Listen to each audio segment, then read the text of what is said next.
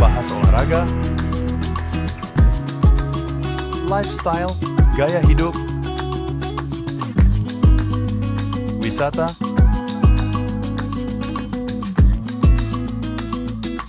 budaya,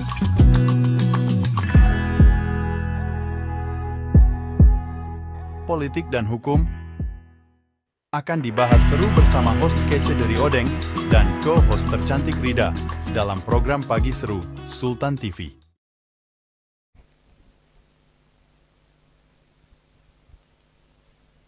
Assalamualaikum warahmatullahi wabarakatuh.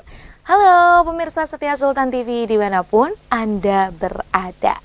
Selamat pagi pemirsa di hari Kamis 23 Januari 2025 ini. Tentunya pemirsa, semoga hari ini pemirsa yang sedang melakukan aktivitas atau mungkin yang lagi di rumah aja atau yang masih dalam perjalanan diberikan kelancaran segala aktivitasnya hari ini serta juga diberikan kesehatan serta kebahagiaan. Senang rasanya pemirsa, saya Raudloh Rida kembali membersamai pemirsa pada hari ini tentunya di program Pagi Seru. Ulas berita, no kaku-kaku. Pemirsa, kita sudah mempunyai beberapa berita nih yang akan kita ulas ya, karena ini beritanya juga cukup up to date sehingga ini pasti akan seru kalau kita bahas bersama-sama. Salah satunya pemirsa, kita buka berita pada pagi hari ini mengenai fakta mobil dinas yang dipakai oleh anak dari ASN Kemhan hingga menyebabkan kecelakaan maut. Waduh, ini akhirnya menjadi sebuah perbincangan juga ya ini. Mobil Kijang Innova berplat dinas melaju ugal-ugalan sehingga menabrak pejalan kaki dan berujung adu banteng di Palmerah, Jakarta Barat. Belakangan diketahui bahwa plat dinas mobil tersebut milik Kementerian Pertahanan atau Kemhan.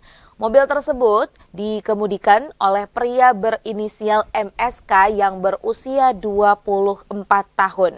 Dan peristiwa kecelakaan itu terjadi pada hari Senin 20 Januari 2025 pukul 1.30 waktu Indonesia Barat dini hari. Waduh, ini kan yang menjadi pertanyaannya, mobil dinas tentunya secara fungsinya ini digunakan untuk kegiatan dinas ya, apalagi ini juga dimiliki oleh Kementerian Pertahanan. Nah, ini digunakan pribadi ini juga sudah merupakan salah satu hal yang menyeleweng. Bahkan ini berujung pada kematian pemirsa. Karena salah satu korbannya ya ini dilaporkan tewas atau meninggal dunia. Nah, ini mobil Kijang Innova yang dikemudikan oleh MSK tersebut melaju dari arah utara menuju barat di Jalan Palmerah 2. Dan sesampainya di lokasi ini pelaku menabrak pejalan kaki berinisial TR yang berusia 26 tahun. Nah, alih-alih berhenti ketika sudah menabrak gitu ya pemirsa, ini mobil terus melaju hingga ke Jalan Palmerah Barat. Di sana akhirnya mobil tersebut juga menabrak pengendara motor berinisial TN dan kendaraan terus melaju hingga adu banteng dengan mobil yang dikemudikan pria S. Jadi ini sebenarnya seperti tidak sadar diri gitu ya. Ketika sudah menabrak satu korban, bukannya ditolong, malah melaju lagi. Kemudian juga akhirnya menabrak salah satu pengendara motor. Bukannya berhenti malah melaju lagi dan dihentikan karena adanya adu banteng bersama mobil yang memang ini yang dimiliki oleh pria berinisial S seperti itu. Nah, ini akhirnya atas kejadian ini Kementerian Pertahanan pun angkat bicara terkait mobil berplat dinas tersebut. Ternyata memang ini diiyakan bahwa mobil tersebut memang digunakan oleh pegawai negeri sipil dari Kementerian Pertahanan. Nah, ini juga mengatakan bahwa dari Kementerian Pertahanan masih dalam proses penyelidikan seperti itu. Ini juga Kementerian Pertahanan akhirnya juga memberikan pendampingan pemirsa kepada para korban luka buntut insiden tersebut. Sehingga ini juga akhirnya Kementerian Pertahanan tidak akan memperpanjang masa berlaku plat dinas yang digunakan sebagai komitmen. Kemenhan dalam menjaga integritas. Usut punya diusut, ternyata pelaku MSK yang berusia 24 tahun menggunakan mobil dinas tersebut tanpa seizin dari orang tuanya. Waduh, ini juga harusnya mawas diri ya. 24 tahun menurutku bukan usia yang kanak-kanak lagi, sudah tahu dan sudah paham mengenai ya salah satunya bentuk izin ya. Terlebih lagi itu mobil bukan mobil pribadi melainkan mobil milik negara dan digunakan juga pada pukul 1 dini hari. Ini mau kemana pertanyaannya ya. Akhirnya ini juga buntut dari insiden tersebut, mobil sudah diamankan polisi. Kemudian orang tua dari MSK sendiri yang merupakan PNS Kementerian Pertahanan mendapatkan sanksi dan sudah diperiksa oleh Biro Umum Kementerian Pertahanan serta hak peminjaman nomor plat dinas dicabut. Ya memang ini akhirnya juga ya tadi dari beberapa korban yang ada, pria berinisial TR yang pertama kali ditabrak ini yang merupakan pejalan kaki akhirnya meninggal dunia dan menghembuskan nafas terakhirnya di Rumah Sakit Pelni Petamburan. Kemudian juga ini belum ada rincian ya secara medis mengapa korban TR meninggal, tetapi diakui bahwa korban mengalami luka parah akibat kecelakaan. Ini lagi dan lagi ya pemirsa. Berbicara tentang berkendara, tentunya hal yang paling penting adalah memastikan bahwa kendaraan yang kita gunakan dan kondisi kita ya ketika kita mengendarai alat transportasi ini benar-benar sehat, benar-benar fit, benar-benar baik seperti itu. Karena tadi bukan hanya mencelakai diri sendiri, namun ini juga dapat mencelakai orang lain. Ya mungkin kalau semisal insiden yang biasa saja tidak menyebabkan luka berat gitu kan ya, ataupun bahkan tidak sampai meninggal dunia, yaitu mungkin masih bisa diatasi. Nah ini kalau semisal sudah ada korban nyawa ya, kemudian juga ada banyak kerusakan, nah ini kan harus ditanggungjawabkan seperti itu.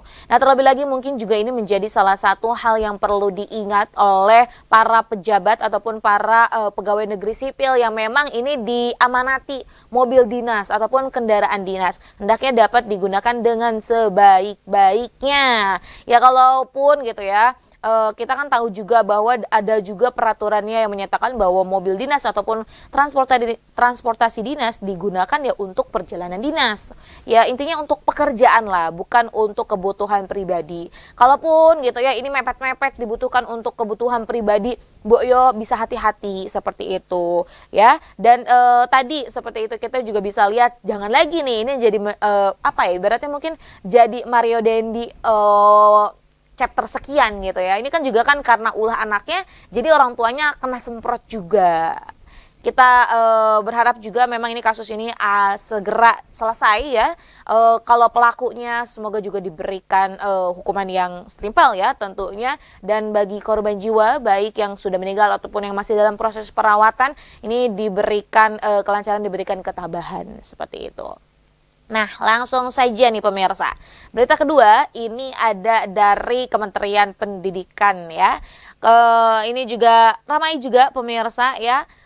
Setelah sebelum tahun-tahun sebelumnya lah kita tahu polemik dari zonasi, kemudian juga polemik PPDB lah seperti itu ya. Ini mewarnai kancah pendidikan Indonesia. Akhirnya nih ya ada regulasi baru terkait dengan sistem penerimaan murid baru pada tahun 2025. Tentunya para orang tua ya yang ada di Indonesia yang memang akan memasukkan anaknya baik itu ke jenjang SD, SMP, SMA atau sederajat ya. Ini pasti sudah menanti-nanti gitu kan ya. Biasanya ini karena ini udah masuk semester 2 dan diperkirakan sepertinya di bulan Juni atau Juli ya. Ini kan udah masuk ke ajaran baru. Ini pasti udah mulai siap-siap juga untuk mencari sekolah mana gitu kan ya. Mungkin setiap orang tua juga menginginkan sekolah yang terbaik untuk anaknya. Maka dari itu kan benar-benar war-nya tuh dari sekarang gitu, udah nandain dan segala persiapannya. Nah, ada berita ya bahagia ya, kalau ini sih aku bisa sebutnya berita bahagia karena dari Kementerian Pendidikan Dasar dan Menengah atau Kemendikdasmen memperkenalkan sistem penerimaan murid baru atau SPMB 2025. Sebenarnya apa sih bedanya gitu kan ya, PPDB gitu sama SPMB sebenarnya sama-sama aja, namun ini tuh lebih disempurnakan dari penerimaan peserta didik baru yang memang sudah berjalan sebelum-sebelumnya. Staf Ahli Bidang Regulasi dan Hubungan Antar Lembaga Kemendikdasmen, Bianto mengungkapkan bahwa berbagai perubahan yang hadir dalam SPMB regulasi ini diharapkan selesai pada akhir Januari 2025 nanti. Nah, apa aja sih sistem penerimaan murid baru di 2025?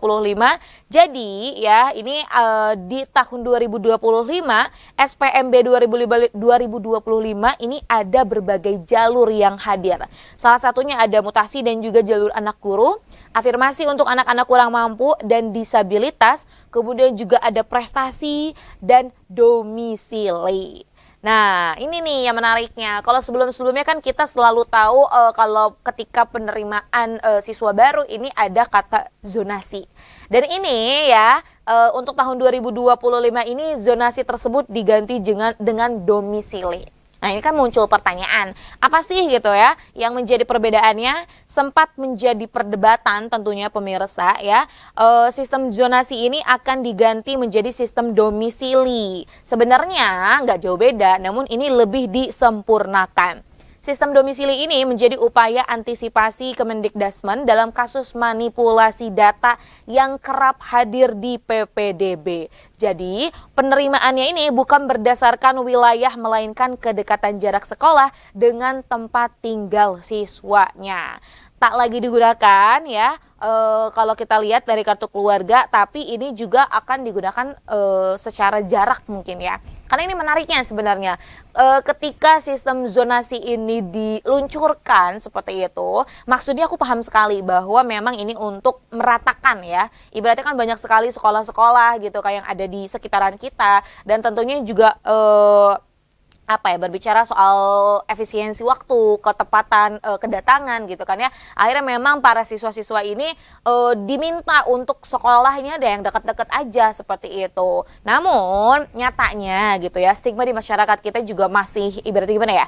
Masih kental juga nih terkait pengen masuk sekolah yang mungkin punya namanya sudah melanglang lintang gitu ya, atau masuk sekolah yang memang sudah terkenal dengan prestasinya, sehingga segala cara ini dilakukan. Salah satunya mungkin juga pemirsa sudah enggak aneh lagi ketika tiba-tiba gitu ya, ini ada yang menitipkan nama di kartu keluarga kita supaya dekat gitu kan ya.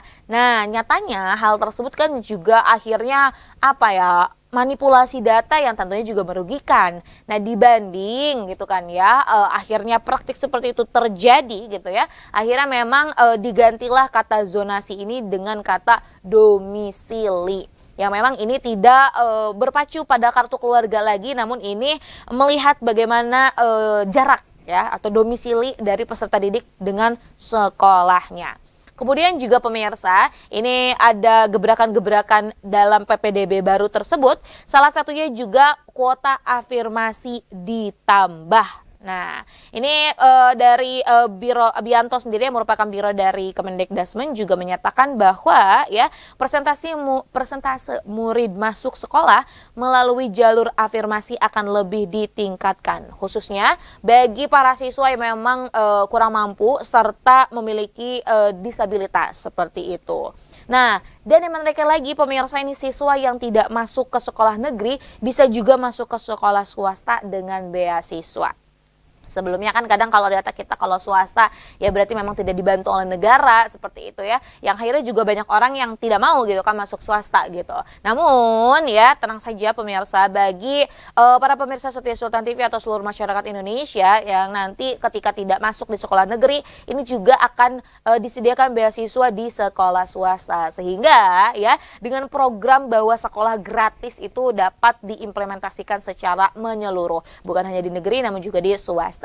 Ya tentunya ada banyak gebrakan baru ya pemirsa yang telah disiapkan oleh berbagai kementerian. Salah satunya Kementerian Pendidikan Dasar dan juga Menengah nih. Tentunya ini juga untuk mempersiapkan generasi Indonesia yang lebih unggul lagi. Karena dari pendidikan ya ini kita bisa melihat bahwa hal-hal baik ini akan berakar juga dari pendidikan yang baik seperti itu.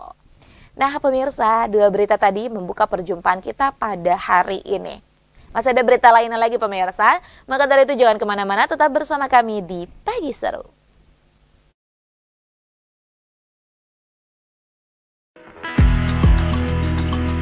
Membahas olahraga, lifestyle, gaya hidup, wisata, budaya,